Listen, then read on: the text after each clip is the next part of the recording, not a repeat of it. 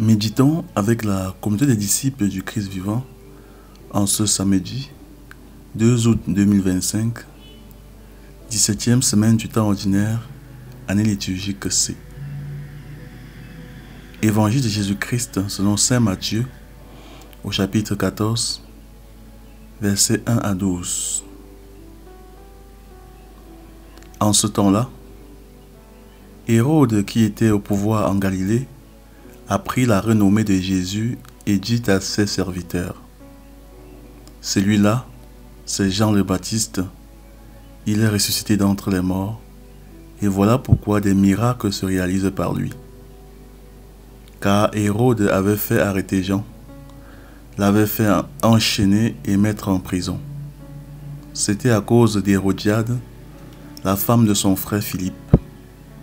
En effet, Jean lui avait dit: tu n'as pas le droit de l'avoir pour femme. Hérode cherchait à le faire mourir, mais il eut peur de la foule qui le tenait pour un prophète. Lorsqu'arriva l'anniversaire d'Hérode, la fille d'Hérodiade dansa au milieu des convives, et elle plut à Hérode. Alors il s'engagea par serment à lui donner ce qu'elle demanderait. Poussée par sa mère, elle dit: donne-moi ici, sur un plat, la tête de Jean le Baptiste. Le roi fut contrarié, mais à cause de son serment et des convives, il commanda de la lui donner. Il envoya décapiter Jean dans la prison. La tête de celui-ci fut apportée sur un plat et donnée à la jeune fille, qui l'apporta à sa mère. Les disciples de Jean arrivèrent pour prendre son corps, qu'ils ensevelirent. Puis, ils allaient l'annoncer à Jésus. Acclamons la parole de Dieu. Le remords n'est pas le repentir. Seule la vérité libère la conscience. Bien-aimés dans le Seigneur, que Dieu soit loué en tout temps. Le mal, lorsqu'il n'est ni reconnu, ni sincèrement confessé, cause un dommage profond en nous. Le péché ronge la conscience, perturbe notre équilibre intérieur et peut affecter notre santé psychologique. Il nous isole de la lumière et plus encore, il nous plonge dans la confusion.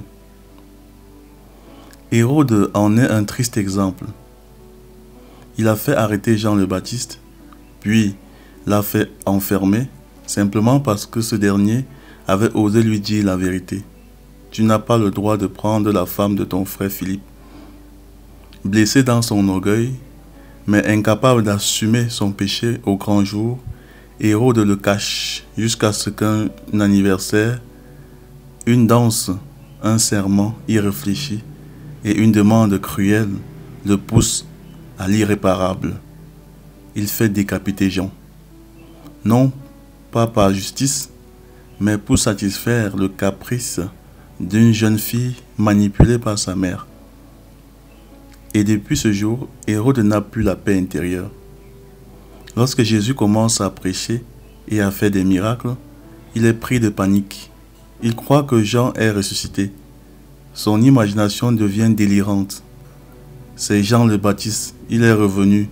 Il s'appelle maintenant Jésus-Christ. Ce raisonnement illogique révèle l'état de sa conscience. Il ne supporte pas d'avoir tué un homme juste, un prophète. Alors, il se forge une illusion pour étouffer le remords. Si Jean est encore vivant, alors il n'a pas vraiment commis de crime. Mais ce n'est pas du repentir, c'est du déni. Hérode ne veut pas faire face à la vérité, ni demander pardon. Il préfère se mentir pour apaiser sa culpabilité. Il veut se convaincre qu'il n'a rien à regretter. Il tente de faire taire sa conscience en maquillant le mal. Frères et sœurs, apprenons de cet exemple. Lorsque nous avons péché, ne fuyons pas la voix intérieure qui nous juge. Ne l'étouffons pas. Laissons-la nous conduire à la contrition sincère. Ce n'est qu'ainsi que nous recevons le pardon de Dieu et que nous retrouverons la paix. Le vrai repentir nous guérit, restaure notre dignité et nous donne une bonne santé spirituelle, morale et même mentale. Certaines personnes vivent dans un trouble profond, non parce qu'elles sont folles, mais parce qu'elles portent en elles un fardeau de fautes non confessées. Leur conscience est malade. Ce n'est pas un psychiatre qu'il leur faut d'abord, mais un sauveur, un chemin de vérité et de pardon. Prions. Dieu notre Père, toi qui sondes les cœurs et connais toutes choses, donne-moi un cœur droit et humble.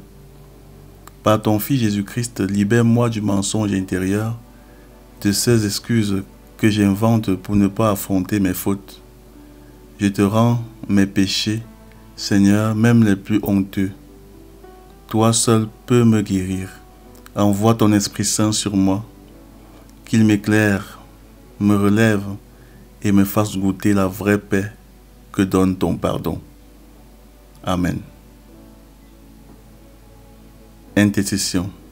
Seigneur Jésus, toi qui as été injustement condamné, toi qui n'as pas fui la vérité, même quand elle te conduisait à la croix, nous te confions aujourd'hui tous ceux qui vivent dans le remords sans trouver la paix.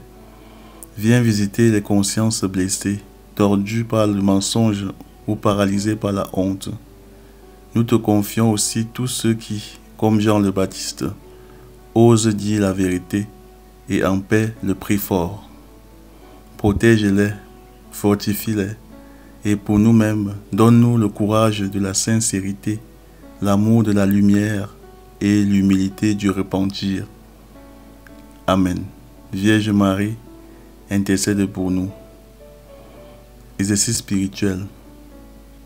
Prends aujourd'hui un moment de silence et demande-toi, y a-t-il dans ma vie une parole que je refuse encore d'entendre, une faute que je n'ai jamais vraiment confessée? Si oui, écris-la dans ton carnet spirituel ou dans ton cœur. Prie ensuite le psaume 50. Pitié pour moi, mon Dieu, dans ton amour. Et si possible, programme une confession dans la semaine. Petite astuce, avant de dormir ce soir, fais un mini examen de conscience et demande à Dieu de te montrer une vérité que tu évites. Puis confie-lui ton désir de liberté. Loué soit Jésus-Christ, à jamais.